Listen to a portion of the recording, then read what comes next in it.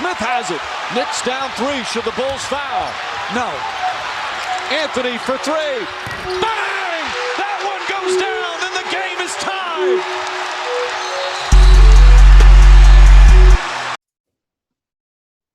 All right, recording this 6/28, the 20th of August. Me and Nolan are joined by Haynes of the Knicks Wall. Man, if y'all Knicks fans and you don't know what the Knicks Wall is, y'all missing out. For real, one of the better publications out there putting out Knicks news, engaging with the Knicks Twitter. It's great over there. Haynes is a proud member of that and a friend of the show, I guess we could say now. Came on twice.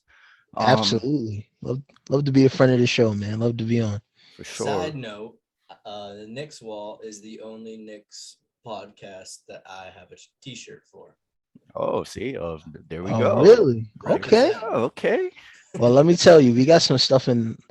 I don't want to give all the secrets away, but we got some stuff in the stash that we're about to drop. So yeah, man, you guys got some good merch. I like it. Yeah, we got some stuff coming for you. Definitely one of the big dogs in the community. Definitely. I actually wanted to open up the conversation to Haynes and speak about the Knicks off season, because the Knicks decided to bring back the band. They brought back Burks for 3 for 30, Noel for 3 for 32, Fournier they brought from Boston 4 for 78, Rose 3 for 43, and they brought Kemba for an $8 million contract.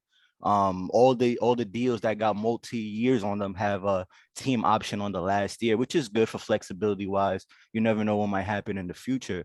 Haynes, what was your thoughts, man? Did you like bringing back the band, or did you want other free agents? What was your thoughts? So at first I wasn't a fan on day one, to be completely honest, just because I do think that the Knicks could have kind of mixed it up a little bit just to change it up. I think there were some names out there that the Knicks could have pursued a little bit better, but like once they got Kemba, everything kind of fit back into place. So like I gave it a B when you consider the entire offseason. I think getting all those guys in place, getting some more young guys and stuff in the room, I think they did okay considering the options that were available to them. For sure. I think the big thing with me and Nolan that we said before was, just to keep flexibility. The Evan Fournier deal, I'm not gonna lie, I was with you. I was scratching my head a little bit, like $78 million, like but it was crazy because we spoke about it last time he was on, and we were talking about how Gary Trent Jr.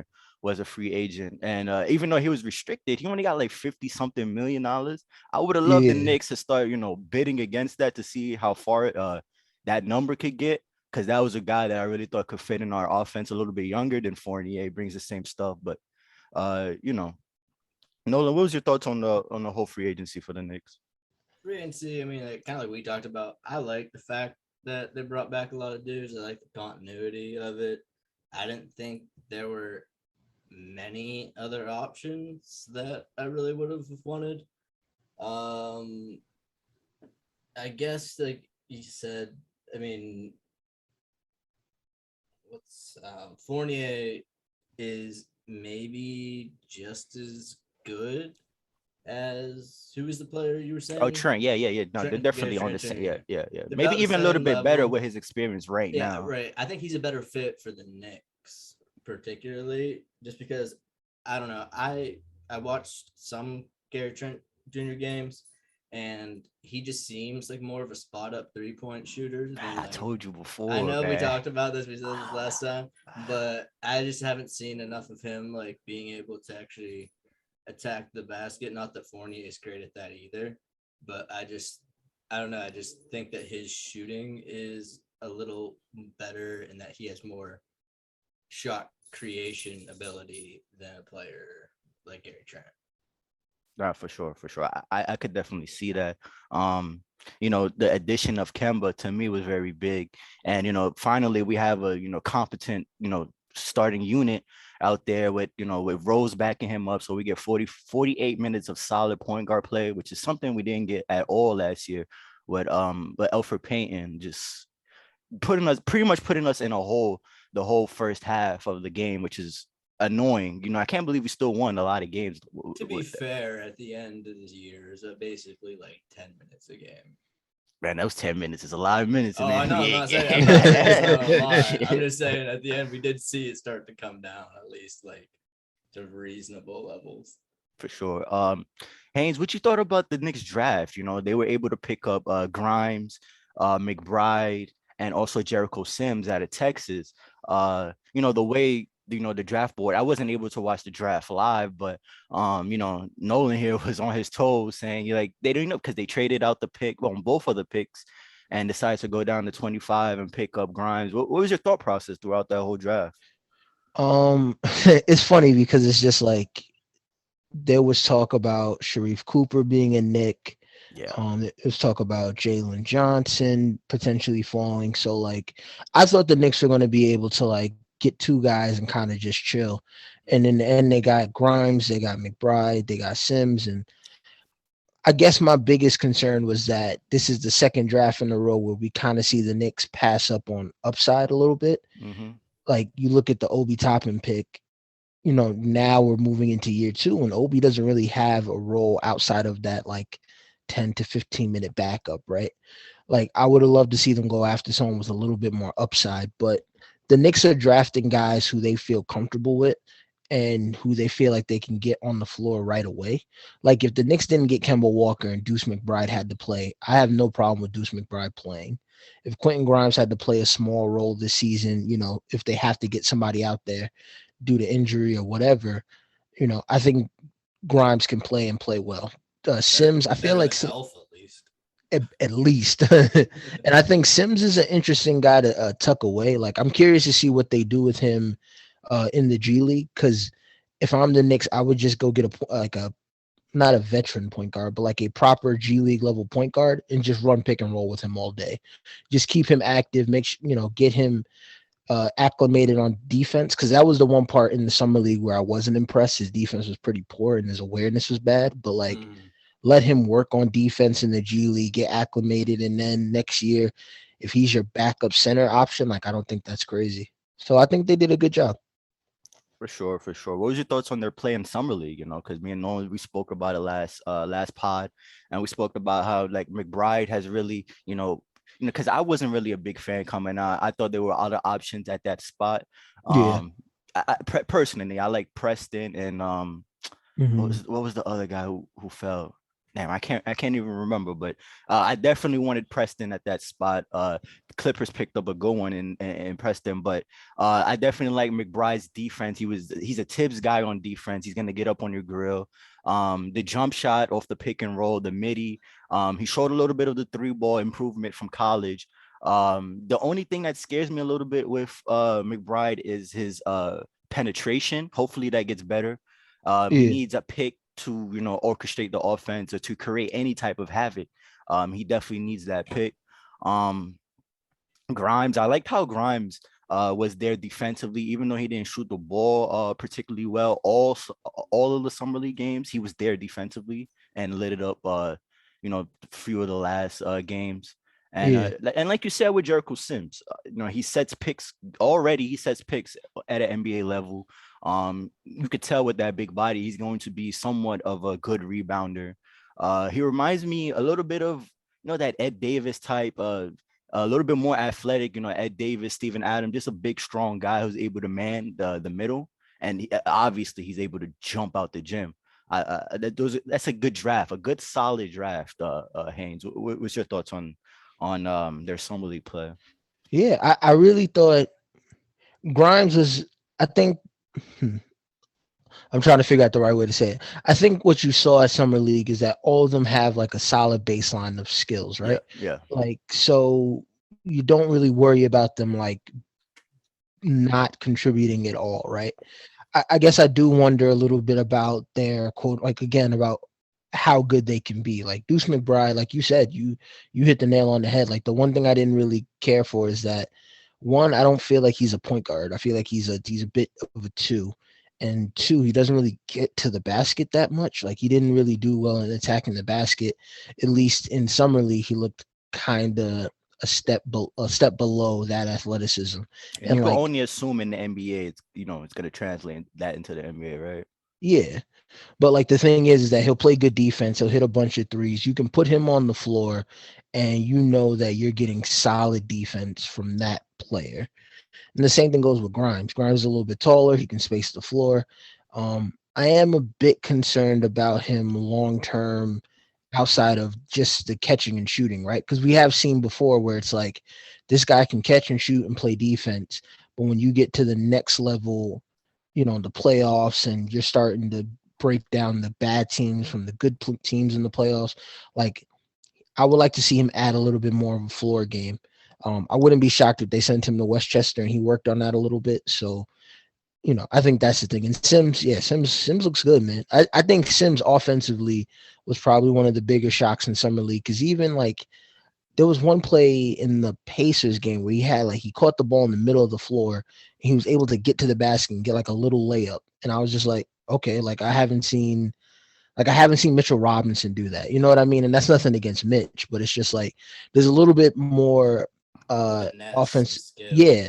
Yeah, there's a little bit more there than what we saw at Texas, which I think is interesting, which is something that they really should be working with him on. For sure. I totally agree with like pretty much everything you guys have said on Summer League. I mean, like for McBride, he's looked as advertised on defense. That looks great. His jumper looks better than I anticipated it being. I knew he could shoot, but I was a little more impressed than Hamza that you were, that with his shot creation ability as well. I know he does rely heavily on screens, but I think that him working on his handle like over the next year, he'll be a lot better in that area. I think he, like I said last pod, has the highest chance of playing regular minutes. As far as Grimes, I like Grimes, but kind of like your concern was Haynes. When you get to the playoffs and guys are just locked in on you and you can't create your own shot, I worry about that with him. I mean, he's a lengthy player and he can play defense, but I really liked Bones right there. Mm-hmm. I thought he was a better fit for our team there just for that shot creation alone. But I mean, I definitely wasn't mad about the Grimes pick, and I definitely see him carving out a role in the long term, maybe not being a huge contributor this year. But, yeah. But definitely, coming up. Sims now, I definitely think is a developmental player. I think of him as more like a developmental version of Norvell Pell, with like a higher upside and way better hands. They both can jump out the gym. Both can do that. Both can catch hoops and everything. But like you said, there's some issues there with him too. So I mean, seeing him in the G League, seeing him get some regular season minutes, maybe if somebody gets hurt or some trade happens or anything like that. It's just been great to see everything this summer league, even Obi making first team all summer league. Nah, it's great to see Nick's Twitter for probably the second year in a row, all coming together and saying like, this is a great, group of guys that we drafted. Leon Rose, last pod, me and Nolan, we gave big props to Leon Rose and the way he is able to pick, the type of prospects and to fit our system. Because last regime we didn't have the best luck with the draft picks. I could definitely say that. I definitely wanted to get your opinion on the Mitch situation because Leon Rose's checkbook was out this summer and he did not give Mitch an extension, which is kind of weird to me and Nolan. Today we saw Time Lord got his I believe 3 or 4 year $54 million deal. So he got an extension and Boston was able to commit to him. And I can only think Mitch is looking at that, thinking that he's better than this kid and he wants more. And I saw that Time Lord, he played like way less minutes, way less games than Mitch, way less productive than what Mitch was the last 2 years. I don't know what to say. I don't know. To me, it seems like the writing is on the wall with Mitch's future with us. He'll probably just play out this next year, and then we'll see what's up. Because he's a second round pick, so he's not a restricted free agent. So he could go wherever he wants. We don't have no control about that. Haynes, what's your thoughts on the whole Mitch situation? That is the one place where I was the most confused about, right? Like nothing about the Nerlens Noel deal makes sense compared to Mitchell Robinson unless Nerlens is starting, right? Like you're not going to give him, even if the argument is, hey, you only have him for 2 years and then you have him on a cheap contract and you can use him as a trade chip. I don't see anyone going out their way to take a backup center because he fits the contract. He fits financially in someone's trade, right? So it's just like for me, I would have paid Mitchell Robinson his money, and I probably would have went cheap on a backup center. Like to me, I probably would have signed like Cody Zeller, got like a minimum deal with Portland. Like that would have been the direction I went, but I would have invested in Robinson before paying Noel. Yeah. And it's going to be interesting to see what they do, because I do think there is value in having 48 consistent minutes of good center play, right? But I also think when you do that, like it does magnify the weaknesses of those players a little bit more. Like Mitchell Robinson, he's better at just like straight post defense, right? Like Nerlens Noel is probably more better for like today's game where you have to move around, you have to, cut off, pick and roll and different things like that. But like if you're playing against Jokic and you're playing against Embiid and these guys, like I think Mitchell Robinson has a better chance against those guys just because he's bigger, Lengthy, yeah. Yeah, and like we saw it in the Hawk series where Clint Capella was just like on the boards at all times, and it's just going to be interesting to see how Tibbs kind of figures out that center rotation and if he prefers one guy over another, because early in the season it was Mitch, then Mitch got hurt, and then Noel played really well. Is he going to lean on the veteran, or is he going to try to make sure that Mitchell Robinson starts? And if Mitchell Robinson starts, it becomes a trickier thing, because any success you have with Mitch, that's going to lead Mitch to think, well, if I hit the market, I could go get a big contract. So it's a lot of different factors in there. Plus, the Knicks can still sign him, right? Like I think the deal is that they can still extend his contract even after the trade deadline, or at least up to that point. So there still is a point where the Knicks could like kind of just extend his contract and lock him in. But I do wonder, how some of these guys get, where it's like with like Dennis Schroeder, where it's like, I'm not taking 480, I want 400. I think somebody out there before was like, hey, he can get a ton of money on the market, let him hit the market, and then the market dried up, So it's a risk or reward for Mitch, but it's just like for the Knicks, losing that asset may hurt, but it's going to be interesting to see how they handle that. I'll say that. So this is an interesting transition into something I've been kind of anxious to ask you and like a lot of people on Knicks Twitter about. Sure. It's just how you see the Obi and Randall situation playing out, because I mean, I don't think Tibbs plays them together, because like we were just saying, re-signing Noel, drafting Sims, and even re-signing Taj shows that Tibbs and his staff really value rim protection a lot. And I also think that rim protection is like really necessary for our roster, because guards like Rose and Kemba and Quickly in your lineup, like, they're all smart defensive players, but they know where they're going to be and when they need to be there, do great jobs like funneling players into the right situations and Tibbs schemes, but they can get bullied, and Kemba's and D-Rose and these are what they are. They're kind of shot at this point. So like, do you see a situation where Obi plays well enough to, I guess, stay on this roster long term, or do you think it's just inevitable at this point that Obi's on his way out? I think it's inevitable that he's on his way out. I think when you look at what the Knicks did, right, and you look at one of the things Thibodeau does is he plays two centers. So when you have two centers and then you have the point guard situation, you have all the wings, and you have Julius Randle, I just think Obi's like a 12 to 14 minute a game guy, and I think it's going to help that he's better players around him now. It kind of allows him to play more of the game he played in Dayton, but I think he's stuck as like a backup. And if the Knicks do start talking trades with somebody, he's going to be one of the names that's going to be like pushed into that trade very quickly.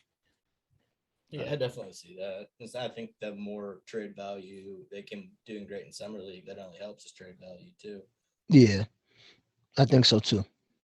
Yeah, definitely the situation with Obi and Randall is something that's going to be brung up forever until Obi's not on this team anymore. And definitely, I think his value definitely is going to be on the uprise during this season. We saw the improvement that he did in summer league, more aggressive. We would like him to be way more aggressive than what he was last year. During the playoffs, he definitely shined through in his little bit of minutes, but you know again, there's only so much minutes for this kid, man. That's the biggest thing. Yeah. Mm-hmm. Man, and it's crazy because almost a year ago we were ready to kick out Randall and bring in this kid as the future, and it's circumstances, right? It's just the NBA. I guess that's how the NBA goes, man. That's just how the NBA goes. I definitely want to, the last topic on the Knicks before we move on is our boy Frank. Frank is no longer with us no more, man. Last pod we had to give our guy a farewell. Drafted by Phil Jackson. Went through like three front offices, 8 head coaches, everybody. This kid's seeing new faces every 6 months. It's insane his journey throughout the league. Hasn't been picked up yet, which is I guess the what we always thought from Frank was somebody sees the talent, and somebody will see the talent and they'll pick him up on the squad and he'll shine. And but I don't know if that will even happen at this point with Frank. Did he even get Nolan pointed out he didn't even really play in the French Olympics. He was hurt for some of that. Yeah, but still, bro, he wasn't hurt 100%. No, he was still able to play. No, that's what I'm saying. But he's been hurt his entire career. It's been half the problem. Yeah, and that's another big thing about his problem. It's the one, it's the groin, the ankle, it's always something with Frank. Frank was never able to stay healthy as well. I really wouldn't be surprised if instead of taking like a cheap salary on a team in the NBA, if Frank went back to a European league for a year or two to try to like rebrand his game and then have a comeback to the NBA. Ultimately, I think that's what he's gonna do. He's probably gonna do the campaign route and try to like build up his game, because he needs to improve on his game. He has not, like, his offense. He's still young. Yeah, and he's still young. Yeah, he's 22 years old. He still needs to improve on his game. Haynes, what's your thoughts on the Frank situation, man? What's your thoughts? I really do. I honestly thought like a team like Milwaukee or like Denver would pick him up, because those teams. The thing with Frank, right, is that he needs to go to a team that can blow teams out with their top guys and allow him to get minutes, low-level minutes, but like a ton of them. So like he needs to be on the floor so he can get some shots in. He needs to be on the floor so he can play defense, all that stuff. He needs those minutes, right? So it's just like, I honestly thought Milwaukee would pick him up because I thought Milwaukee because Milwaukee needed like low-level lottery tickets and they didn't have any in the draft. And I thought Denver because Denver is known for more their international drafting. So they're one of those teams that'll scout like everyone internationally first. So I thought they would pick up Frank. And they plus needed someone that just handle the ball with Jamal Murray out. The fact that he doesn't have a team right now is a bit concerning. I think he'll end up on an NBA team. I think it would be like a cheap 1-year deal. I wouldn't be shocked if he ended up back in Europe. He's still young enough he made his money. He's still young enough. He was a big name in Europe. So I think going back overseas and playing 2 years and reassessing everything, I think he'll be 22, 20. I think he'd be like 24, 25 years old.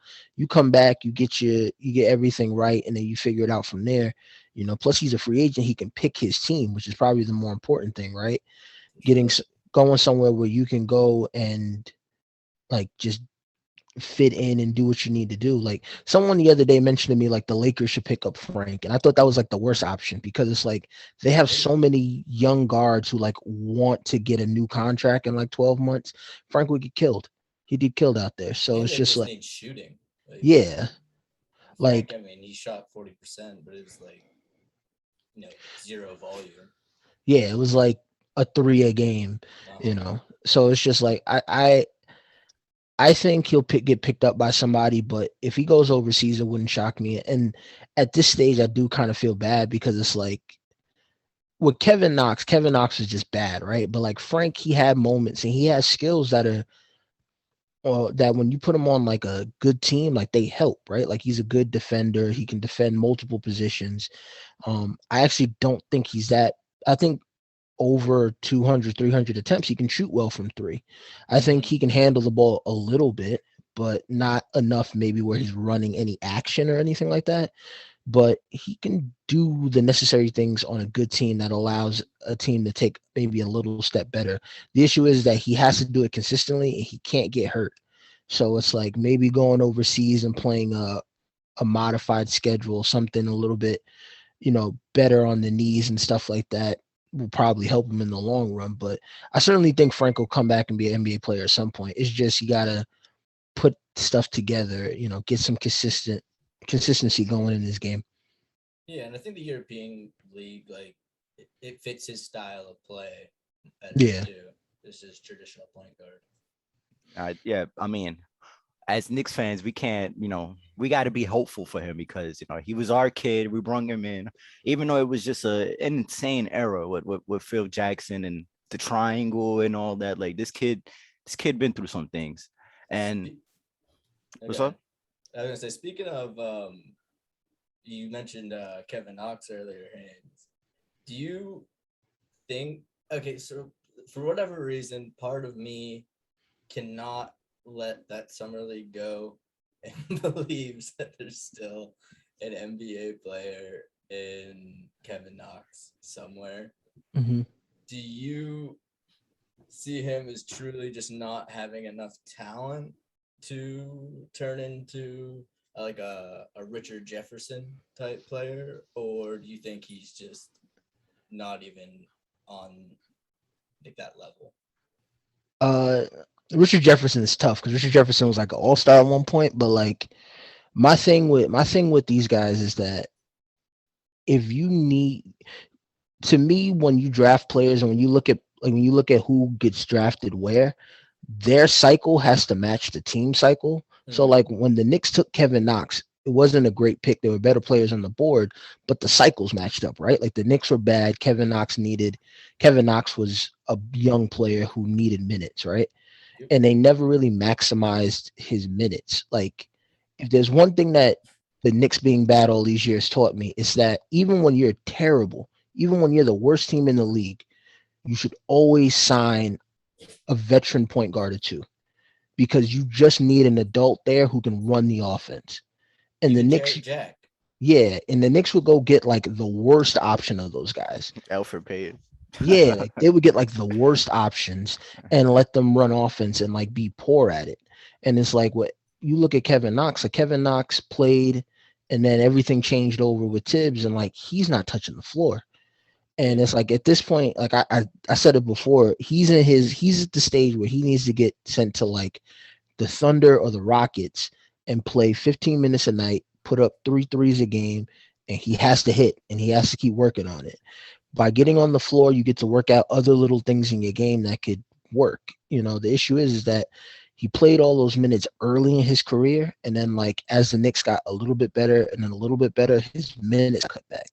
Especially And like last year, because I mean, you had Randall taking all the power forward minutes, then Obi backing him up, and I don't think Knox is athletic enough to play the 30 in the NBA. So like, it was just a real tough situation for him. yeah, he's like kind of stuck at the moment. Like you look at like this is obviously a bad example, but you look at someone like Cameron Johnson from Phoenix, right? Like he's not really doing much outside of shooting the ball. He's like a okay defender. He can run some hand. He can come off of some dribble handoffs. He can do a little bit. He showed in the finals that he has a little bit more bounce than you would think. But like, I don't see why Kevin Knox can't go somewhere and figure it out that way. Yeah, I agree. I love Cam Johnson. He's a former Pitt grad, so I'm a huge fan of that guy. One thing that really put a bummer to me for the beginning of summer league was Knox not being able to play, going inside. Yeah, that was like, wow, this kid can't even play in summer league now. Like I don't. unless he like balls out, turns into like Scottie Pippen in the summer league. I don't know. I don't know how he gets time this year, especially in training camp. He's gonna be extremely He won't. competitive, bro. Because they're bringing in Dwayne Bacon now. They're bringing in our wings from last year, Burks and Obi, and it's a lot of guys, man, trying to get some minutes. Trying to contribute to this team. And I just don't see a path for Knox at all. I don't know. If he doesn't get traded at the trade deadline, he probably just walks like Frank does this year. And we're having the same conversation that we're having with Frank this year, and we're gonna have it with Knox next year. That's my prediction. Because there's no trade value with him right now, right? Yeah. So, Like he's honestly like just salary at this stage. yeah. So it's just like it's tough to see anyone say, "Hey, we'll take a shot on Kevin Knox," because it's like I think he makes like it's like he takes like $6 million a year. Like if you want to go take a shot on somebody, you can go find some international dude you can pay 2 years $6 million for and figure it out. So he's kind of stuck for at least a year. Definitely. Switching over, talking about draft picks. Let's talk about the draft this year. This draft was highly anticipated, considered one of the more deeper drafts in past years. We had Cade going number 1. We had Jalen Green going number 2 to the Rockets. The Cavs decided to pick up another big man and Mobley to pair with Jared Allen. He got a monster contract at $100 million. Yeah, I know Mitch is looking at that too. Like, come on. Yeah. So I think Mitch is better than Jared Allen, but he just hasn't been healthy long and shown it long enough. No, I completely agree with that too. The Magic, they decided to, Jalen Suggs dropped down to them, which is, not my favorite pick in the draft, but they were able to pick him up. The draft, Thunder were able to pick up Giddey. Warriors were able to pick up 2 of our favorite wings. Me and Nolan, we love these guys. I thought we were trading up for Moody the entire draft. Yeah, he was saying that. Like, no, let him know, man.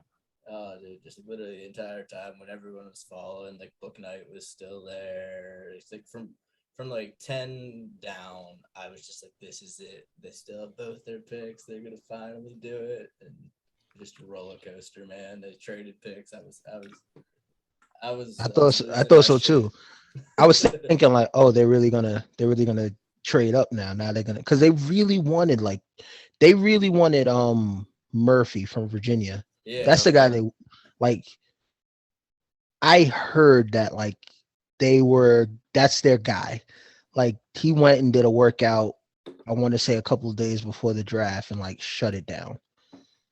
And like he just didn't get there. He literally, I think he was like I think he got picked like 17 or 18. Nah, I'm looking at it right now. He got picked at 17. The Pelicans, from that trade, how the Pelicans and Grizzlies traded. Yep. So they were able to get their guy and get off of Bledsoe's contract and Steven Adams contract. So yeah, but like Trey Murphy, like from everything I've heard, like he was like the talk of like the draft workouts and everything like that, and like the Knicks loved him, and they just couldn't get him.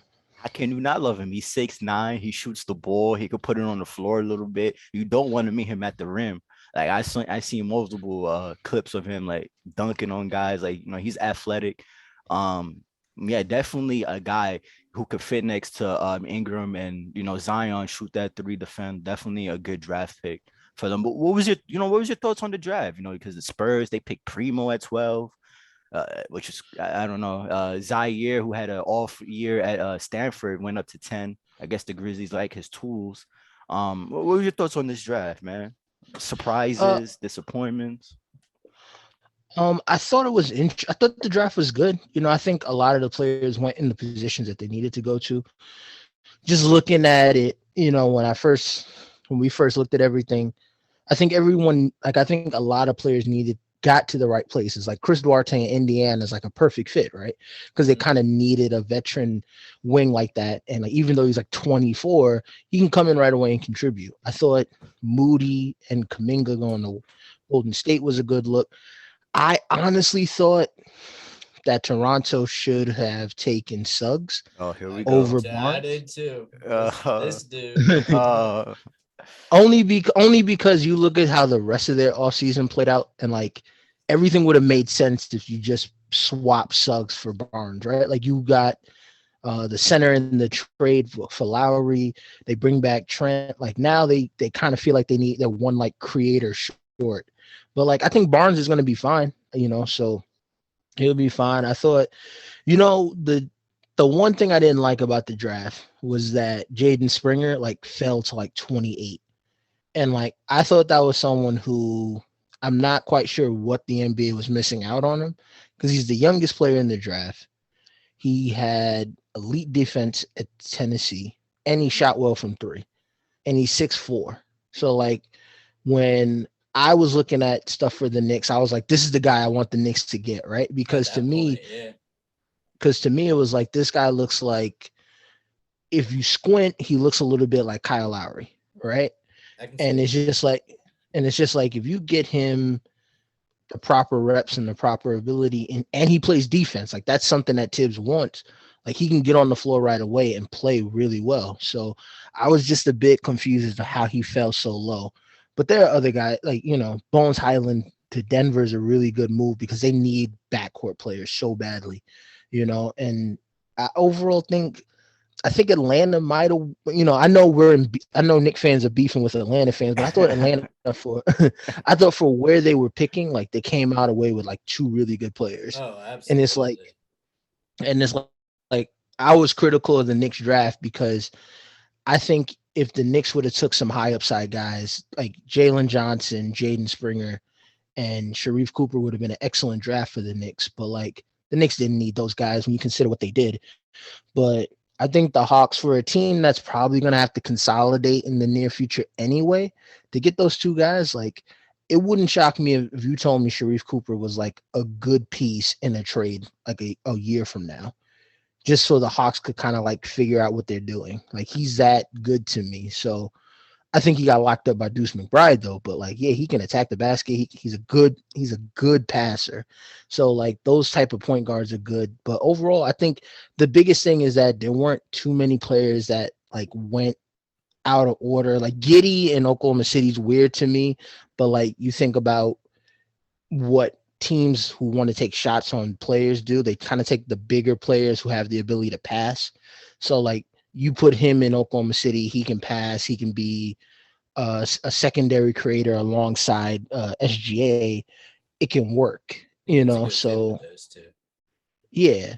So it's just like I'm curious to see how everyone else handles, but overall I think there's no team that draft sticks out to me as like very poor.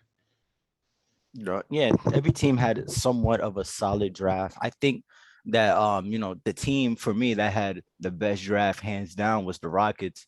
They were able to get Jalen Green and Josh Christopher, two guys from LA who pretty much ran the LA high school circuit, and they added two athletic guys in the backcourt, and Sengun, the 19-year-old Turkish MVP who has been looked like a man on a mission during summer league, shown that he could shoot the ball a little bit. Post game is elite. Moved his feet way better than he did, when I was scouting him, watching his Turkish clips. Way better at moving his feet than I thought he would be. Definitely, I could see him being a starter caliber center in the league. Reminds me a little bit. I know it's a little bit of a lazy comparison, but I really do think he could be a better version of Valanciunas if he could get into the gym. Definitely, I could definitely see that. Yeah, I like that because I know some people didn't like the Rockets draft from the standpoint of how do you play all those guys together. Like I do think that was a bit of a concern, but it's like you look at Jalen Green. You put Green and Porter Jr. together. Josh Christopher seems like someone who's just going to get buckets for the next decade. My God. But like, but Garuba seems like I don't want to say he's Serge Ibaka. That seems like a lazy comp, but he seems like someone who can be a really good defender right away, and like someone who can screen and roll. And if you can get him to shoot a little bit, he's interesting. And Sengun looks like everything a lot of people were saying before the draft. Some people had him like as a top 5 guy. Some people had him as the number 1 guy. I think Kevin Pelton was really high on him, and I think those type of guys in this scenario, those are the kind of guys that kind of speed up these rebuilds a little bit faster. So I'm curious to see how Houston takes care of them. And I certainly think the quantity they have is pretty good, and they got a bunch of guys who can play right away. So, I wouldn't be shocked if they kind of traded Christian Wood to get back another asset or so for the future, while letting all these young guys play, being bad, and trying to run it back and get a top 5 pick again next year. Yeah, I mean, Wood's on a steal of a contract. Yeah, yeah. Now that Wood contract is Yeah. amazing, amazing. Yeah, shout out to the Rockets' new front office. Raphael Stone. They brought on a whole new staff in there to help draft. I heard that they're more analytical than they were with Daryl Morey, so they're really into the numbers. And you could see because Sengun for months before the draft on Twitter, he was like I could say he was an analytical darling to everybody who thought they knew something about the draft. Everybody loves Sengun. To talk about the Magic's draft pick, Snugs. The reason why I didn't want the Raptors to pick up Snugs is because I don't like small backcourts, Haynes. I said this before. Mhm. I just thought, moving forward with Van Fleet and Snugs, I don't think that's I know the NBA is going more positional basketball, but I don't know. I think that's a little bit of a recipe for disaster. Once we saw Lowry and Van Fleet play that more because remember Van Fleet was coming off the bench during their finals run. It was a little bit more problematic, and they wasn't as good as a team as they were before. No knock to Van Fleet, but you just need a certain guy to play next to him. To me, because the limitations with him physically. I thought Scotty Barnes was, the perfect pick for them. Reminds me a little bit of Draymond Green, a more athletic Jalen Green. Move his feet. His vision is great. I heard that NBA teams, they were leery about him because if I remember one NBA team said they let him shoot like it was like a 3-point contest and it was like 100 shots and he only made 33 of them unguarded. Ooh. As an NBA player. That's I don't know if you State players do. I don't know if you ever seen like NBA players just shoot around. They don't miss. I don't if it's Shaquille O'Neal from Mitch every summer. Yeah, bro, they don't miss. And for him to miss, to shoot that poorly and in a workout where nobody's guarding you and you're supposed to be a top 5 pick. When I heard that, I was like, man, I hope this doesn't. I hope it's not a big hole. My biggest concern with that pick is, I asked you this, Hamza, but Haynes, do you think that him and Siakam can play together on the floor at the same time? I honestly think a factor in that is actually OG Anunoby. Like, I think you can play those two together because I feel like Siakam, one of the things with Siakam is like you can do dribble handoffs. You can get him on the middle of the floor and he can be effective. He's known for that spin move, but like he can shoot a little bit from 3. He can dribble, drive, and attack the basket. I think the balancing scale there is going to be OG and what OG can do essentially, because if you put OG at the 3, Barnes at the 4, and Siakam at the 5 in certain lineups, defensively it's all there. Offensively, you kind of hope that OG kind of takes a step forward as a creator, and he did a little bit of that last season. He had a couple of little, coming off the pick and roll, shoot the 3, a little bit of that last season, nothing too crazy. You kind of hope he continues to develop that as a player. So like the Barnes Siakam thing, I think it can work, but balance is going to be the ultimate key for those lineups. That makes sense to me. Yeah. Sure. Cade with the first pick, I thought he was the best guy in this draft. A true leader, ball mover, excellent in the pick and roll, can shoot the 3. Pretty much everything you want in your star player, your number 1 draft pick. Him and Killian, I think, is going to be an interesting pairing, because Killian, he's more of a pure point. Definitely brings it on the defensive end. That's something that watching him, I'm like, okay, this kid, he takes pride in defending. Coming out of the European League, he was supposed to be this big guy who's supposed to change the Pistons franchise. It seems like Pistons Twitter has just completely shifted their craze to Cade completely. They forgot about Killian, in my opinion. I think Killian has a promising future ahead of him. What you thought about Cade so far? In the summer league and his summer league play. Summer League, I didn't like it only because I felt like he was playing mostly off the ball. Yeah. And it's like, put him on the ball, let him create everything, let him do everything.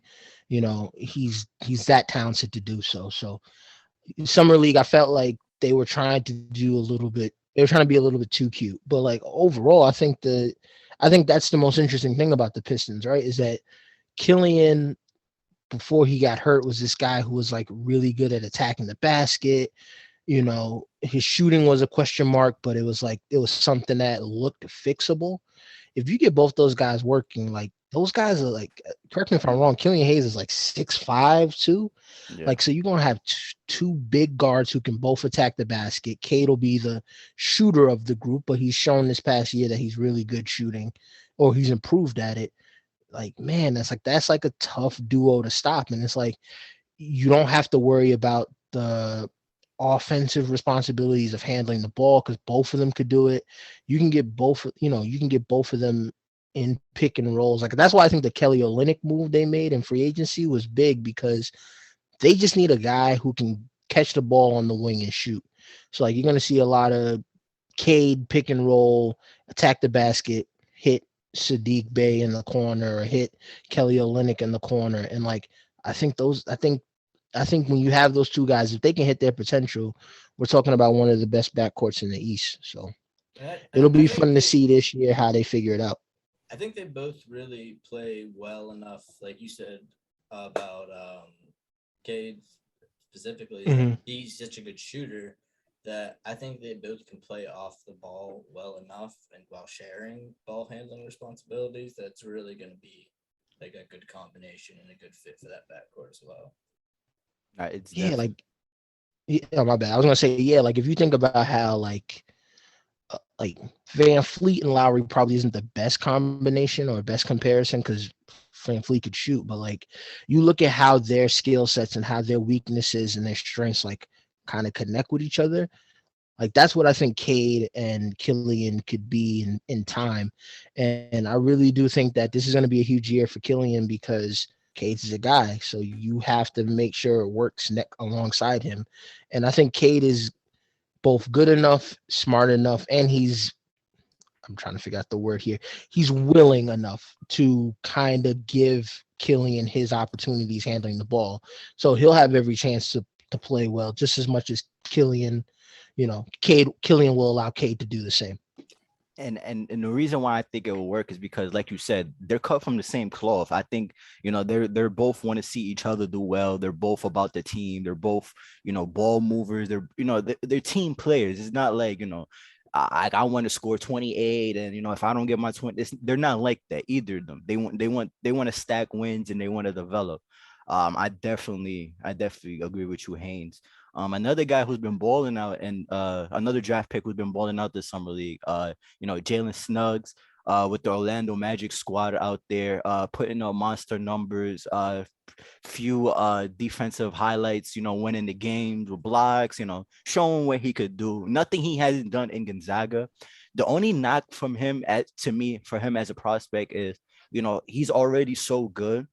How good can he get? Like, what's the next level for Jalen Suggs? Like, I don't know, because I see him as a great floor general, a great leader, a Chauncey Billups type of guy. But for the fifth pick in the draft, in this deep of a draft, I would have loved for them to pick, Kuminga, somebody who's, I don't know, somebody who's more prone to be able to take over a game long term physically. I don't know. I just feel like Jalen Suggs, his potential is a little bit limited, compared to the other guys, in my opinion. What was your thoughts on Jalen Suggs' performance during the summer league? I thought it was everything Orlando needed, right? Because I feel like if you look at when you, like I said before, when you have a team that's bad, like, you really do need a point guard. And like, I think the one thing that we look at with Orlando is they have so many guards, but the one thing about it is like they don't have a point guard per se. That's what so I think with Suggs at the very least is that you can say all these guards can play with each other. You're not going to win anyway, so you need to figure out who can play with who. Suggs is the point guard. We'll figure everything else from there, right? And like, that's why I think Markel Fultz's return is going to be interesting for them, because he's the one guy that can play with both Anthony and Suggs. You kind of want Anthony to play with RJ Hampton more because Anthony can shoot. He's not really that good of a point guard, but he can handle the ball. Where Hampton can kind of play, he can actually play 2-3 because of his size. But like you kind of want him playing off where there's space. So I think the thing with Suggs is that he gives you a starting point guard. I think his upside is that of like, it wouldn't shock me if he was like Mike Conley, right? And where he's like a perfectly fine point guard. He's better than an average point guard. He's probably not a upper tier level point guard. And that comes with its own concerns, especially when we get into like year 2 or year 3 or year 4, when we have to start considering like, oh, well, we're going to have to pay him. But like right now, like he's perfectly fine. And I think the biggest thing to improve his game is, can he become a better defender? Can he start defending smaller wings as well? Because if he can do that with more consistency, then you're looking at someone who could be like a two-way player that you can kind of build the next good Orlando Magic team around. Nolan, what's your thoughts on Snugg's play in the summer league? Yeah, pretty much everything you guys said. I think he looked like a point guard, which is, regardless of how many guards they already have, is still something they need to figure out. I don't think they have the guy yet, and I think Suggs answers that for them. I think Conley is a really good comp. I think, though, that he's going to have, I think as he develops, he'll be able to attack the basket a little bit better than Conley. I think he'll be able to get to the rim a little easier. So I don't want to say I don't want to say like D Wade or anything like that type of combo guard, but like I think he has some build to him that's only going to get more so as he develops. That'll hopefully raise his ceiling to a little higher level and really make him a special player for Orlando. I like that. I like that thinking there of what he can do better, because I've certainly had a little bit of question about him getting to the rim, but he is kind of like bigger than like he's 6'4", closer. Like, how there's some guys where it's like he's 6 foot, but he's really 5'10". Like he's 6'4", looking 6'5". Like he looks bigger. Yeah. So it's like he can be something more with at the rim for sure. Yeah, the comparison I was thinking of is a D Wade, which is what I said last podcast, was Murray from Denver. I think like similar like that. I think he'll be able to attack the rim at that level, and that'll make him. That'll be, if he reaches his ceiling, that'll be key. And that's the thing about Jamal Murray. Funny you mention that, because I was looking up, because I wrote a piece about Emmanuel Quigley a couple of days ago, and I went back and looked at just Jamal Murray's stats, just because I feel like those two guys are similar. And like Jamal Murray is like essentially automatic at the rim. Like he shot, like before he got hurt, he shot 81% at the rim. So like anytime he gets to the rim, it's like he's automatic. It's insane. So like if he becomes a Murray type scorer at the rim, we're talking about maybe like a top 30 guy in the league, which would be fun. We need more guys on different teams. Oh, absolutely. Definitely. Another group of guys before we talk about free agency. Jalen Johnson and Sharif Cooper. I know we're beefing with the Atlanta fan base, Hawks fan TV, Hawks corner, all the stuff is popping up now, which is good for the game. I love it. This is one of my favorite things, about the game. The rivalry. It's good to see Knicks basketball in full effect. Definitely. But Jalen Johnson and Sharif Cooper, man. Jalen Johnson coming out of Duke. I would never forgive you. I would say this every podcast, we gotta bring this guy up, man. I would never forgive you for giving up on the team like that, but it is what it is. Showed out in summer league, showed out in summer league. Very impressed on what he did in Vegas. And Sharif Cooper showed, why people thought, he was a lottery pick, first round pick. For the love of me, I would never understand how he fell all the way to 48. I would never understand that ever. Just off of talent alone, he should have been a first round pick. Somebody should have took a flyer on him with a first round pick. And for him to fall all the way for 48, it's insane, man. It's insane. What's your thoughts on that, Haynes? I thought Jalen Johnson balled out.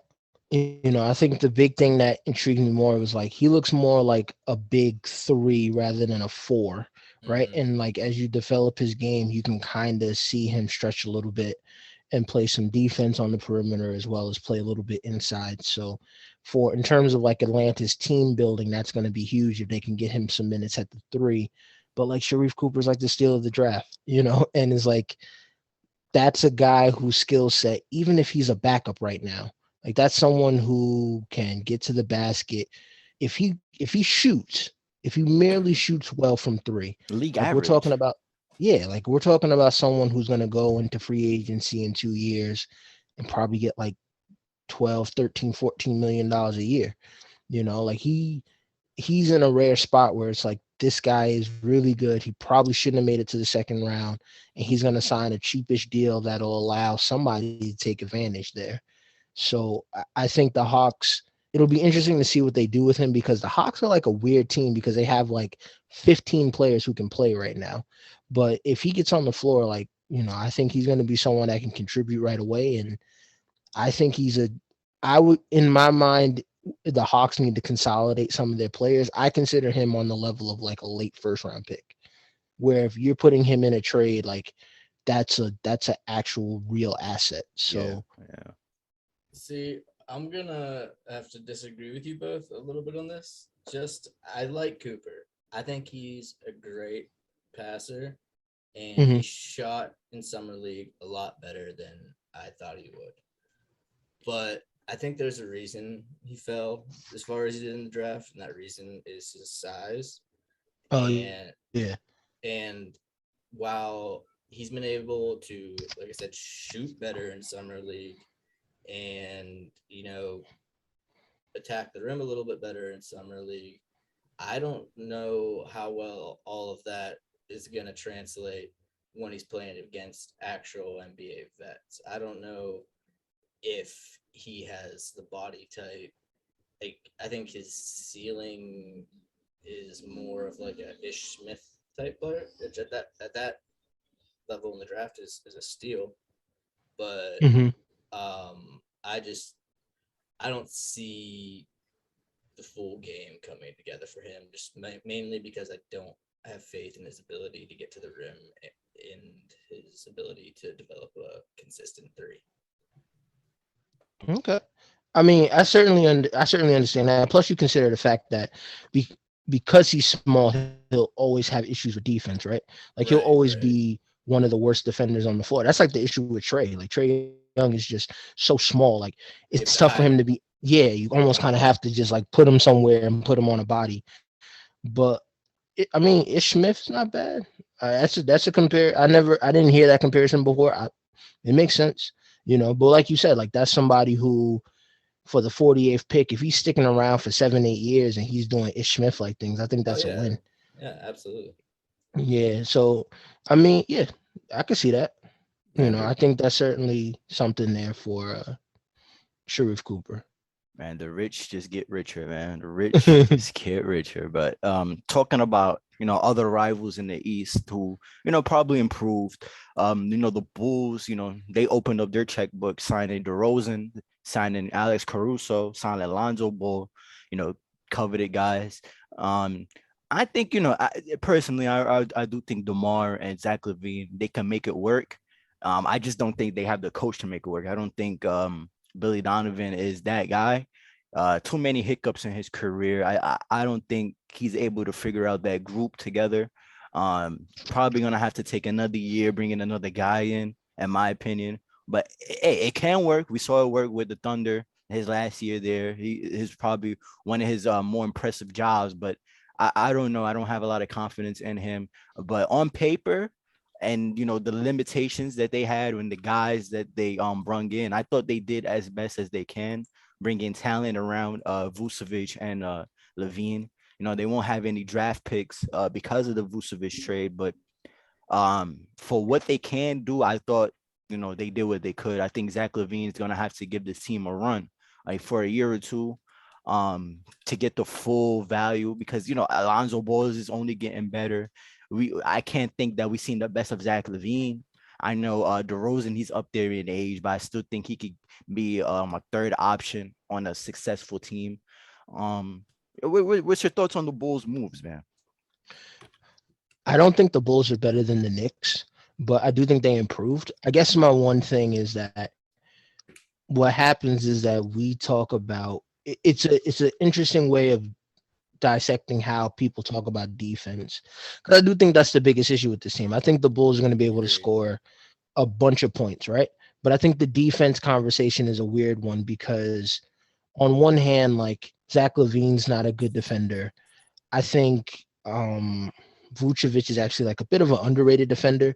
Maybe not like the best big defender. He's probably not great at stopping people at the rim, but like Lonzo Ball and Alex Caruso and Patrick Williams are good like team defenders, right? So when we discuss defense, I think a lot of people discuss defense in the standpoint of individual defense. Like, how can you stop a man one-on-one? Where it's like, no, you really have to look at it from the standpoint of what does this guy do defensively in a system? And it's like when you look at Alex Caruso, Lonzo Ball, Patrick Williams, I really think the big thing there is that those guys can kind of defend multiple positions on the perimeter, and they're smart enough to know how to like funnel defensively, right? So they can kind of lead guys into bad shots or lead them away from the rim. So I don't think the Bulls will be as bad defensively as other people think, but I do think they'll be like a below average defense. But their offense is probably going to be like top 5 in the league because Lonzo's not a point guard, but DeMar DeRozan's like a really good creator. So like they'll be able to keep shooting and creation on the floor at all times. But I just thought the one thing that came away from their offseason to me was that the conversation about defense is interesting in how we discuss it, how we dissect it, right? Because it's just there are different ways to look at it. And I thought everyone kind of chose the individual way rather than the team defense way. I do agree about Billy Donovan too, though. He is a fraud. So yes, sir. Right. Yeah, my initial take on the Bulls was similar to yours about the defense, but actually what you said about Caruso and Pat Williams has kind of swayed me a little bit on that.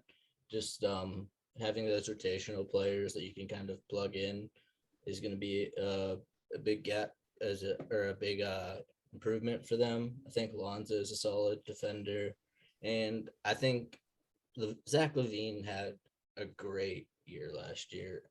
Like, I don't think people recognize how good of a year he had, and that if he takes even like a slight step next year, that this offense is going to be really, really scary. But as far as the fit, like, I don't know. I don't think DeRozan is a plus defender at this point in his career.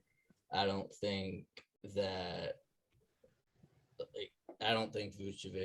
like you said, can protect the rim at all. And I just they were handicapped in the fact that they had to make as many moves to convince LaVine to want to stay as possible. But part of me sees a situation where they have a disaster season and it ends up with LaVine demanding a trade out.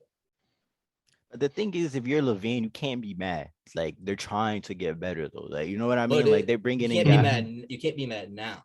Yeah, now. And they have a bad year. Yeah. Then you're like, we're stuck this way for the next 3-4 years. Yes, definitely. You got to see how they play on the court. That's why I don't know if they get it right the first time because of the coaching staff. It might take a year or two. Yeah, and that's the thing. And I don't know if Zach LaVine will have patience for that. Who knows? But one thing before we move on to Bulls, I just wanted to say two things actually. One, I do think they kind of gridlocked themselves by giving up all these first round picks. Like first round pick for DeRozan, 2 picks for Vucevic. Yeah, crazy. Yeah. I'm not a fan. And the thing that they should have done, and it's hindsight, but they needed to be a Ben Simmons player somehow. That's who needed to get Ben Simmons, because if you could have kind of combined Levine, with Simmons and Vucevic, now you're kind of getting like an elite level defender amongst two really good offensive players. And like Ben Simmons just wants to be the point guard. Like he just wants to create. When you have two offensive guys like Levine and Vucevic who can also shoot it, like you can kind of hide Ben Simmons. Like the biggest issue with Philly now is that they just don't have the ball handling and the creation to kind of get away from Simmons. But when you have those two guys, I think they could have figured it out. So I think it's interesting that Chicago went this direction with Lonzo, but I think Ben Simmons would have been that guy. And as far as Levine goes, I'm kind of interested to see what he does, right? Because in today's NBA, cap space doesn't like mean anything. So Yeah. like At all. you can go and sign and trade for somebody. So if Zach Levine decides tomorrow, like I really want to go play in Portland or wherever, sign and trade. It don't even matter anymore. So his free agent, like he might want to test the market just to see what everything else looks like now. Because you look at all these other players, they're re-signing deals and everything like that. Like it's really him and Bradley Beal. That's the only two big free agents that we're looking at next summer. So I think even if the Bulls somehow finish in a non-play-in spot, I think if you're Zach LaVine, you got to test the market. So Yeah, I agree.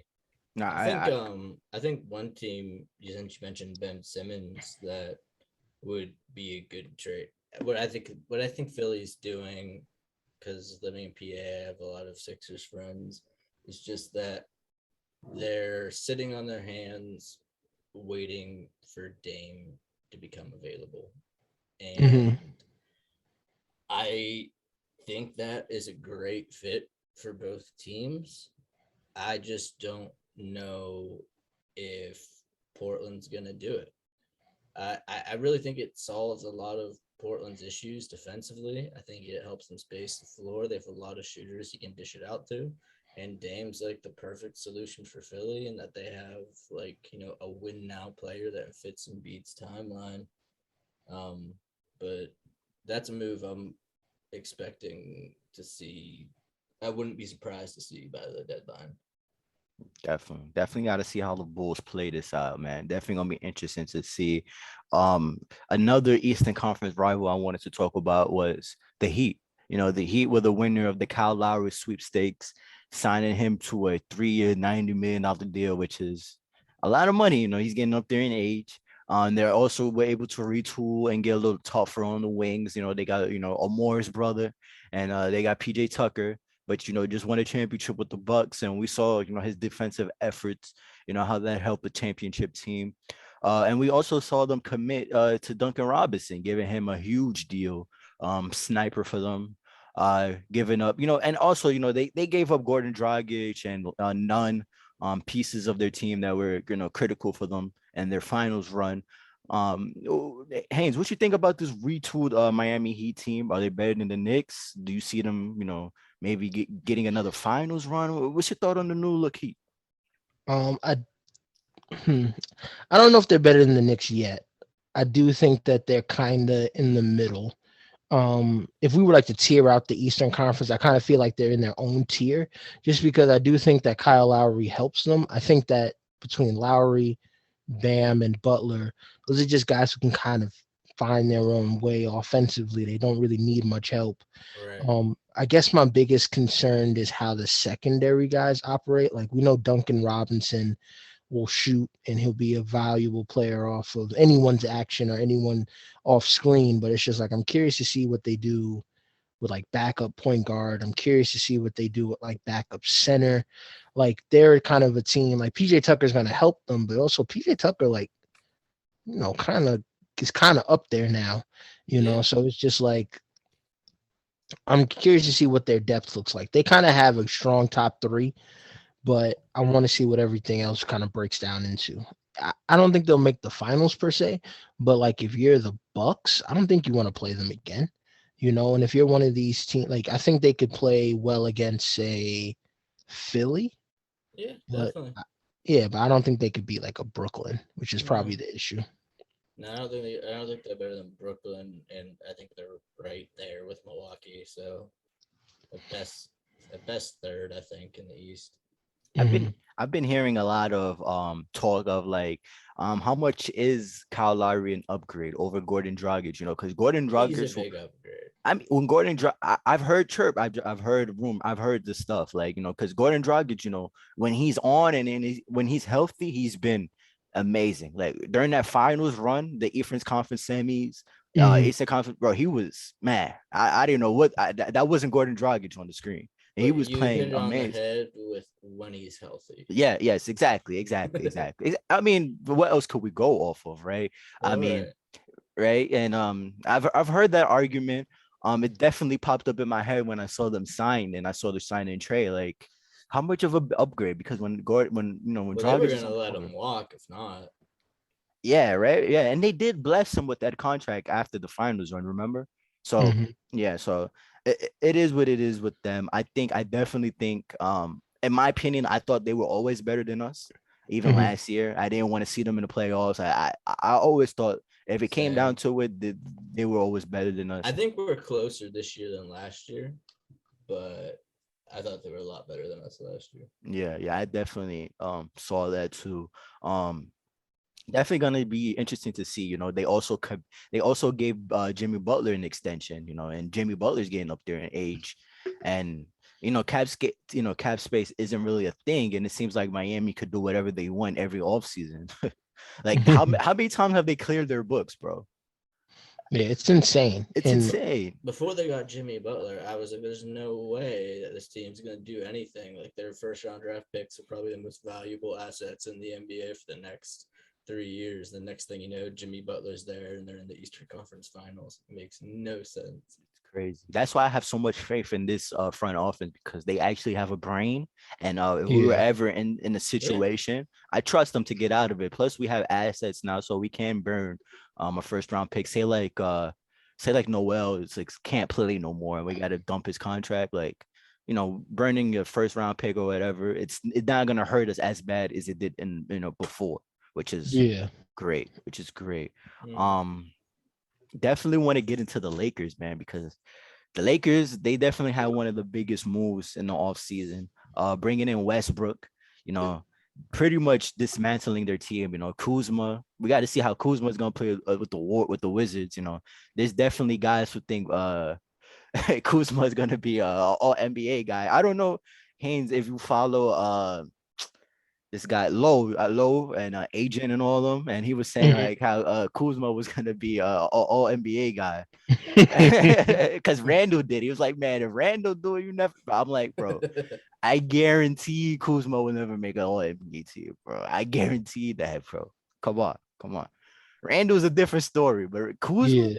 Kuzma, Well, then man. again, if you would have said that about Randall last off season, you probably would have said the same exact thing. I'm pretty confident in this one. Oh, Though. I'm, trust I'm me, pretty confident. I'm very Yeah. confident too. What happened with Randall, I'll turn around that late is like one of the weirdest things I've ever seen in basketball. And I pray to the God I don't believe in that it's like here to stay. But yeah, that is not the norm. Yeah, for sure. And they also got rid of KCP, who was a good contributor for them in the bubble run. But Yeah. they were also they replaced them Malik Monk. They brought back Howard Ellington. We know what Ellington can bring when he's on fire. Ariza's getting up there in age. I don't know how much he's gonna bring to that team. And Kendrick Nunn, a guy who could come off the bench, still young. I thought the Knicks could pick him up. Definitely a starter. He can be a starter. He could come off the bench. Expect 14 to 16 points out of him. What's your thoughts on the Lakers, man? Are they en route to make another championship run, or is this a fail? Like, what's your thoughts? It's weird, right? Because on one hand, you don't want to count out LeBron and AD, and and Westbrook, even though I don't think Westbrook is that good anymore, like his overall contributions, his numbers are better than his overall impact, right? But Same. I I think the biggest thing about the Lakers is that you can now look at the Lakers and you can kind of allow Westbrook to be Westbrook while LeBron is like on the bench or while LeBron is out, right? Like LeBron wants to play every game. I get that part, but this is probably the best team for him in terms of like, hey, we want you to rest. We want you to kind of be ready for the playoffs. Same for Anthony Davis. Like the thing with Anthony Davis that holds him back is that anytime you have Anthony Davis on your team, there's like a 40% chance he's just going to be out with like an injury after the second quarter, and he'll come back the next game. But like he gets nicked up way too much. The thing for me with the Lakers is that you want to kind of get as many of these players active and moving around and seeing which ones can contribute properly off of LeBron. And then once you do that, you can kind of figure out a rotation. Like Malik Monk to me is probably the biggest winner of all this because he'll go to the Lakers, he'll average 13 points a night, come off the bench, shoot some threes, play a little bit defense, and you're good, right? But like the other guys, it'll be interesting. Like Kendrick Nunn, how will he fit? Dwight Howard, we kind of have an idea, So there's like plenty. There's like some interesting, like Carmelo. They got Trevor Ariza. Like they got a lot of guys who it's just like, on one hand, these guys should be playing like 15 minutes a night. On the other hand, these other guys should be playing a lot more minutes. So in a weird way, it kind of all goes together. I'm just curious to see if Frank Vogel can actually put it together. Definitely. Their ceiling, man, I don't know, because hopefully LeBron is able to be the leader and able to, hold in Westbrook, because we've seen, as much as, Westbrook has won games, we've seen many times Westbrook has lost them games. Sometimes, Westbrook could be a little bit boneheaded with the ball and only wants to attack. And, in certain cases with the Lakers in pivotal moments, that can be a thing. That could definitely be a thing. LeBron's not going to have that. Not for sure. Nolan, what's your thoughts? I think the Lakers, if they stay healthy, it's them, Brooklyn, and everyone else. Like I said last spot a little bit, I kind of see that Westbrook will handle some of the point responsibilities, but I still think LeBron handles a lot of that. I think Westbrook, not to make a lazy comparison of back when he was with the Heat, but like it plays like a Dwayne Wade role where Anthony Davis plays like a Chris Bosh role, and they have enough veterans that don't need a ton of minutes to stay in like game shape, that can just hop in and contribute whenever called upon. So it comes down to health, but I think they have more talent on the roster than any team in recent memory. If you would have told me this roster in 2013, I never would have believed you. So we'll see how that goes, but barring injury, I don't see anyone in the West beating them. For sure. Definitely got to see how that works out, man. The West is definitely looking good. Even though, because let's talk about it, because Kawhi, Kawhi definitely got his extension, decided to commit to the Clippers.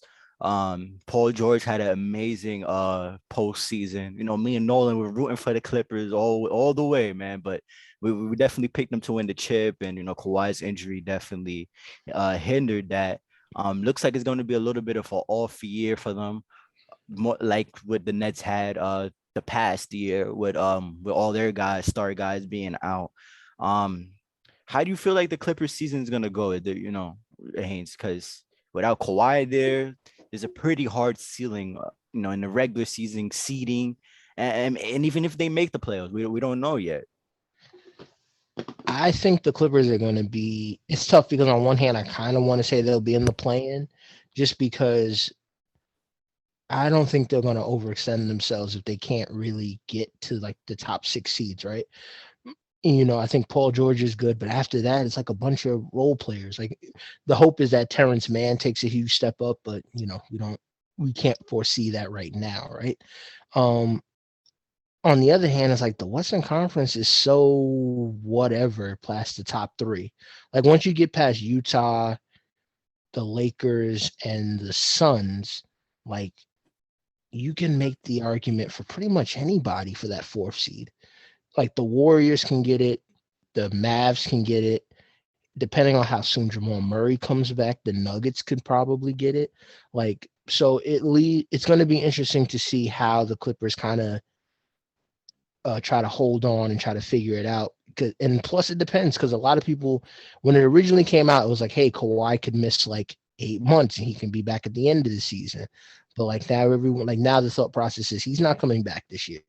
So it's just like, it'll be interesting to see how they handle that. Maybe the Clippers, I don't know their draft pick situation, but maybe the Clippers look and say, we can get a lottery pick, we can add a young talent to this team, or we could just add another good young asset. Let's let it roll and figure it out from there. So it's interesting to see, but they're kind of teetering on that team that could potentially be good and potentially want to miss the playoffs almost, which is weird to say. Dolan, what's your thoughts on the extension with Kawhi? I mean, the Kawhi extension you have to make. I mean, like, you invest all that into Paul George. You can't just give up on it after 1 year. Kawhi just basically names his price, and you go from there and make the rest figure out the rest of it. As we saw in the playoffs, they were still pretty competitive, even without Kawhi out there. I do think Paul George is a good enough player to run an offense through, and I think that the team is a really deep team that can still make the playoffs. I don't expect them to make it out of the first round, or definitely not to the Western Conference Finals or anything. But I mean, I still like that team. I've been a big fan of that team since the Kawhi, Paul George, era. And I'm bummed Kawhi's out for the year, but I think it's still going to be a pretty solid season for the Clippers. You just kind of have to manage your expectations based on Kawhi. Definitely. Another guy who signed his extension, Embiid, seems like JoJo. yeah, it seems like Philly finally, committed to one of these guys. Embiid signed that big extension. I remember when he signed his first extension off his rookie contract, there were a whole bunch of stipulations if he gets injured, blah blah blah blah. But seems like this one has none of that, just straight cash. The Simmons situation is still a big thing in that organization. I definitely think, how if they keep Simmons or whatever, I just think they take somewhat of a step back. Don't know how big, don't know how small that step back is, but I don't see how they stay the same team or get better. I don't see that, especially with the traumatic playoff experience that they had. I don't know how that works out, but yeah. What's your thoughts, Haynes, on the extension and the whole Simmons ordeal? I think the extension was excellent. I think it locks in. The weird thing about Philly, right? And this is just my standpoint, is that in every other sport, they're like a big market, but then like basketball, they're not a big market, right? So it's like you look at the history of the Sixers, it's like Iverson, and since Iverson stopped being Iverson, like they've kind of just been another team, right? So they had Andrew Bynum for and don't forget Iggy. Played. Don't forget Iggy, man. Drew Holiday. Drew Holiday, Thaddeus Young. Come on, man. Spencer Hawes. Come on, man. they definitely had some names, but like that one star, like I feel like they, like before it was like Dr. J and all that stuff, and now it's like I feel like Joel Embiid is there not only to try to get them to win the title, but this is also like a legacy move, to lock him in. This is going to be someone who his jersey 9 times out of 10 will be probably retired. I wouldn't be shocked if he won the MVP this year. This is someone that they needed to keep around. I am on the fence on the whole Ben Simmons Sixers thing, because on one hand, I think the Sixers were so good last year, right? And it was like it wasn't like you look at the Sixers and you think, man, like these 5 players just overplayed, or exceeded expectations, right? They kind of played to like average expectations. Maybe Tobias Harris played way over his head, but like I kind of feel like if they ran it back, the path to being just the same team is like right there. Whereas which was the 1 seed. Yeah. Maybe Brooklyn. No, well, Brooklyn's the only factor in that. Like Brooklyn's probably going to win like but top 60 2 seed. Yeah, but like I also think that they're going about it the wrong way, right? Like some people have argued, like hey, the Sixers are keeping Ben Simmons. They're going to run it back because they think when the market for Damian Lillard breaks and teams got to discuss a trade that they're going to be right there with Ben Simmons. And it's just like, I don't think that at all. Like, I kind of feel like they needed to, if you're going to trade him, you needed to trade him this summer and try to get like multiple pieces back. And it's like now they're kind of stuck. And like, I don't know who's taking Ben Simmons. I like him. I think he's like one of the top 25 players in the league. I think the ultimate thing you got to look at with Simmons is that he's a center. That is a guy who needs to be playing the five. You need to figure out a defensive system that Power limits forward shots at at, best. yeah, like limit shots at the rim, and then you use his playmaking and creating on the offensive end in stretches, right? Mhm. But like, I kind of feel like they're stuck, right? Yeah, no, I have a really good friend who's in Philly, and he basically all my Philly friends are at the point where they just it's crazy to me. They just want Simmons gone at this point. They're just so sick of it. They think it's gonna be a shit show if he comes back. I really think that, like you said, I've been trying to tell him all summer, like I thought it made a lot of sense for them to make a run at Kyle Lowry and run it back. Um, but it seems like, that they're hell bent on trading Ben Simmons by the deadline. Um, I think that the extension for Embiid is something you had to do, especially with the Simmons situation forcing your hand. Like you need to lock Mhm. down the future of your franchise. But I don't think that contract's gonna age very well at the end either. So that really also increases the pressure on Morey to bring in a player like Dame or a win now player, because I don't think Embiid's window is going to be as long as some of these other players just by the nature of the position and his injury history. Oh But I yeah, mean, but I think Jaden Springer is a great fit for them. I think if he can play and play well, he fills a lot of holes for them. Even if you could get CJ McCollum and like somebody for Simmons, and you had Springer, McCollum out there, like at least that's more spacing and shooting. And I don't know. But Ben Simmons, like you said, he's a good player, and I just don't see the fit with those two working out. and one of my biggest things, and I felt this way, and then I don't know if you guys follow him. His name is Big Waz. He works for the Ringer. He said it on a podcast, and I always wondered why this was the case. Is that Embiid has manufactured his game, has fixed his game to work with Simmons. It's never been the other way around. At all.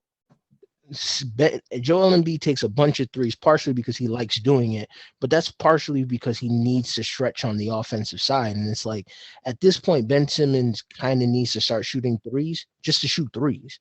Like if he's Even if 31, yeah, like if he's 31% next year, that means if he takes 200 of them and he's 31%, that means he hits a, an amount of them that allows a team to be like, okay, that is something in the arsenal. But he hasn't done that. And it seems like one thing Philadelphia media, and I'm not attacking all of them, is that when it was Simmons and it was Fultz, and those guys always used to get off in the media, I was where just like gonna bring this up, yeah. anytime in the media, those guys were asked any questions that seemed controversial or something that forced them to feel uncomfortable, they just would not answer it. And it's Coddled. like, and it's just like, yeah, they coddled them. And now it's just like the Sixers are one of the teams where they may not be the best team in the East, right? But if Mhm. anything happens that changes the trajectory of the teams that are contenders in the league in the Eastern Conference, we're talking about Philadelphia as a team benefiting from that. And when you're in that space, you cannot be allowing these players to like take advantage of you or allowing these players to just say, hey, I don't want to shoot threes.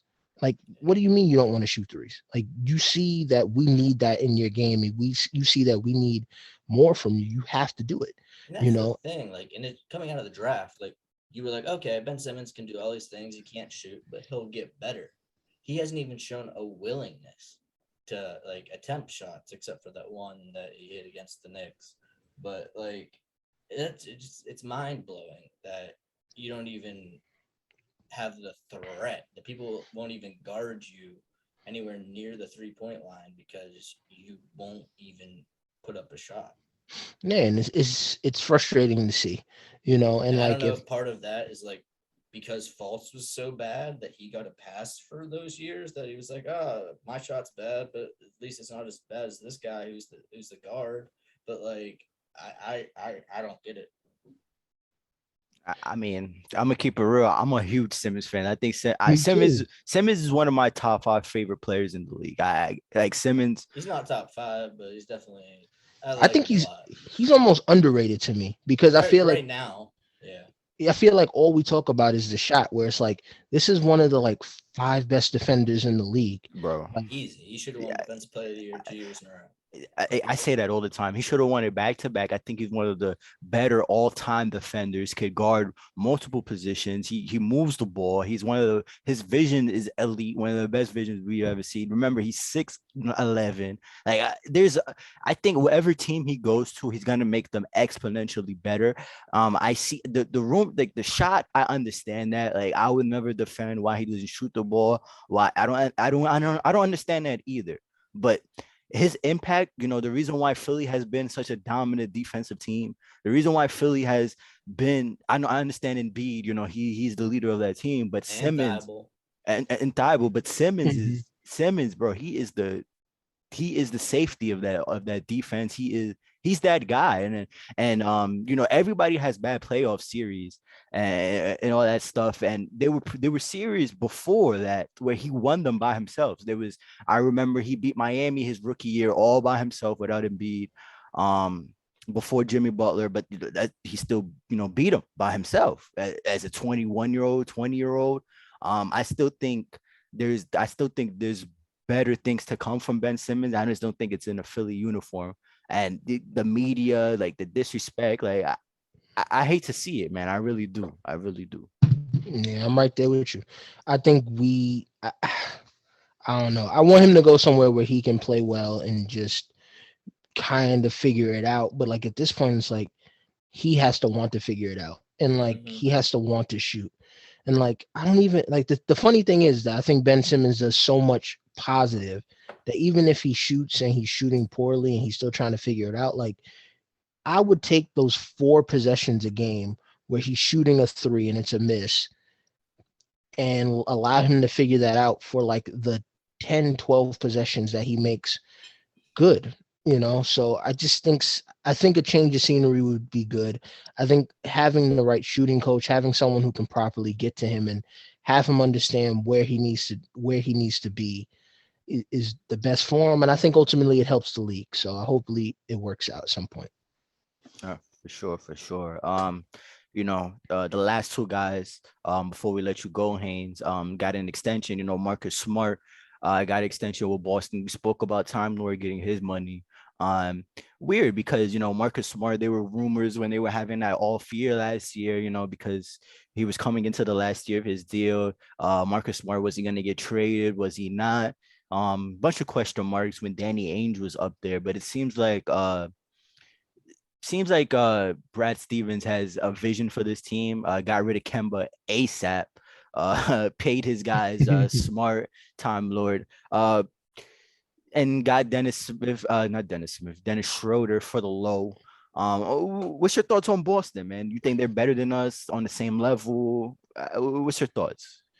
Um, I like the Smart extension. I just feel like he's one of those players that you kind of know what he is. And like I feel like he shot well from 3 recently. So Yeah. he's someone who is like his game is taking a step forward. The only thing he really can't do is he's not a point guard, so which limits him somewhat. But when you can defend multiple people, it doesn't really matter. I've been going back and forth for whether Boston's better than us, to be honest, because I feel like that Miami, Atlanta, New York, Boston. I feel like that it's own separate tier in the East, and like they're so close to me. I'm just trying to figure out how would you break those teams apart. And I keep coming back to the fact that Jason Tatum's the best player in that group. Right. And when you start looking at like that, it's kind of like, okay, he's the he's the best player in that group, but they also have the coach with the least amount of experience as a head coach. But they also probably have like Jaylen Brown played really well last year. He was an all-star. Like if you think he's the fifth best player in that group, which is tough, like it's tough to see them being lower than like Atlanta or New York if you think they have two of the five best players in that group. It just, for me, I think the issue is just their depth. Yeah. Yeah, their top tier talent is good, but and in the playoffs, I think you see that shine. Even I think it's even more important in the playoffs to when your star players play heavy minutes. But in the regular season, they just brought back what, like Enes Kanter, I think. Yeah, that was nasty. Yeah, I feel bad for my Boston Mutuals, but I mean it's. I think they're pretty close to the Knicks. I think the Knicks have a better regular season record, but I wouldn't be surprised if they moved past them in the postseason. Yeah, for sure, for sure. Definitely got to see what the Celtics do. Jalen Brown, Tatum just getting better. I think Peyton Pritchard and Neesmith's play in the summer league gives them a little bit of optimistic, with the depth in the lineup. I like what Pritchard did his rookie year. You got to see how much he improves in his second year. I definitely agree. They're definitely in that group. I would definitely add the Bulls in that group, just me personally. But Mhm. definitely, definitely. The last guy I wanted to talk about before we let you go is Scary Terry. How do Former you Celtics do? guard. Yeah, former Celtics, yeah, man. How do you do? Scary Terry got his extension, $23 million per year, which is a lot of money for a lot of money. But I can't be mad, man. I like the I liked Terry Rozier's game. I don't think he's that bad defensively. Um, Improved every year he's been in the league, especially the last 2 years in Charlotte. I think he's a great fit with LaMelo Ball. With LaMelo Ball being 6'7", I definitely think they fit well together. He could finally just be in his role and just score the basketball. And I think that's his best place, his best role in this league. He shot pretty well from three the last 2 years. I can't be mad at the deal. 23, the number I would have liked it to, go to 19, $20 million. Yeah. But as far as Charlotte's, because they don't get free agents. So, they putting around a core around LaMelo with Hayward, Terry Rozier, Bridges, Washington. They're trying to develop a core around this guy as best as possible. Can't be mad. Can't be mad for them securing a guy who's gotten better. He's hit big shots for them. He's taken over games. I've watched at least 35 Charlotte games on League Pass. No bullshit. And most of the time, Terry Rozier is dancing on guys. And to me, the eye test. I don't, maybe the numbers say something else, but to me, the eye test, I can't be like, yo, they're a bad defensive team because Terry Rozier is out there. I don't see that. Mhm. I definitely think they had the worst big man situation in the league last year, and that was a big part of that. They're just defensive numbers overall. But yeah, I can't be mad. What's your thoughts on Terry getting his deal? I'm happy for Terry, man. I feel like some players they get this reputation based off of what they say, right? So like Terry Rozier when he was coming off the Celtics, he wanted the bag and like he was talking crazy like he was getting the bag and then he went and he got some good money in Charlotte and he doubled up this offseason. So I'm happy for him. I'm happy that he made his money.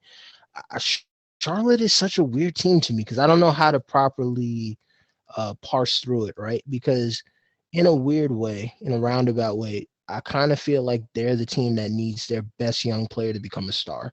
Yeah. Because between LaMelo, Washington, Miles Bridges is coming up on a contract extension. I have no idea what that's going to look like. They have Gordon Hayward. They just took Kai Jones and Book Knight. Like they kind of feel stuck in like that middle group in the Eastern Conference.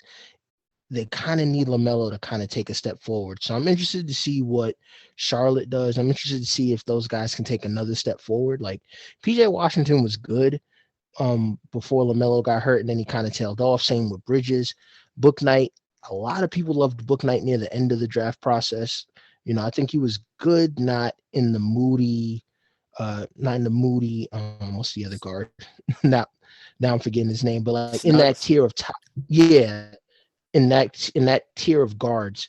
And now, they're kind of all together on one team, and like it'll be interesting to see, because I kind of feel like the Hornets front office, they're cool with this team just being just good enough to make the playoffs and get playoff revenue. But like when we talk about them and the idea that they need to be a championship level team, or a team that has at least some aspirations, they need LaMelo to take a step forward.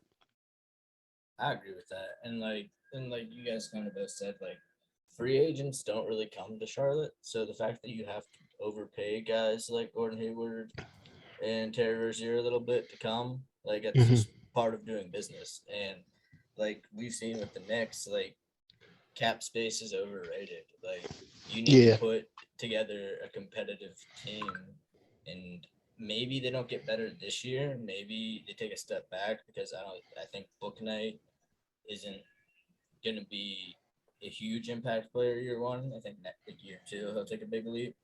But the only problem I kind of have with the deals they did is, I think instead of signing Rozier at his contract, they should have signed Graham at the contract he got. And I think that would have been a better fit at a lower number. But other than that, I mean, I think their core and their backcourt is set up for the future. And like I said, I just think this year they take a slight step back. I don't know. I might have to disagree with you on that. Okay. I think Rozier is definitely on another level than Graham has shown so far. I definitely think Rozier definitely showed the ability to be. Question on that. Okay. Okay, you love Terry Rozier, but you hate Reggie Jackson, and I don't understand it. Bro, Reggie Jackson. What? Reggie Jackson had one good playoff series. Bro, you're forgetting OKC Reggie Jackson. Yo, we're counting that? Are we not? We're talking about meaningful minutes, man. I'm just talking about as a player overall. At least Terry Rozier helped Boston go to the Eastern Conference Finals. Hey, at least there's come on, there's something there with. No, I'm Rozier. agreeing with you. I'm just saying I think it's funny that you love Rozier but hate him so much. That's all. When they're similar players, I get it. Yeah, That's all. Just playful jab. Man, but yeah, can't be mad, man. Can't be mad with. Not at all. Can't be mad, bro. Yeah, that's pretty much everything I wanted to talk about with Haynes. Shout out to Haynes for coming on again, man. Wrapping up everything that happened in the off season. Make sure to check out Haynes on Twitter. If you're watching on YouTube, his links and the Knicks wall will be in the description below. Make sure to check out me and Nolan on Twitter. Make sure to check out the Corner 3 pod on Twitter. Make sure to check out our website. I have all our episodes on there as well, and articles coming up as well. And yeah, man, I'll talk to you guys next time. Yeah, thanks. Thank you for having me, man. I appreciate it. Let me know. You guys hit me every time. I'm not going to deny you guys. Let me know when you have another one. All right, we appreciate you, brother. All right, take it easy.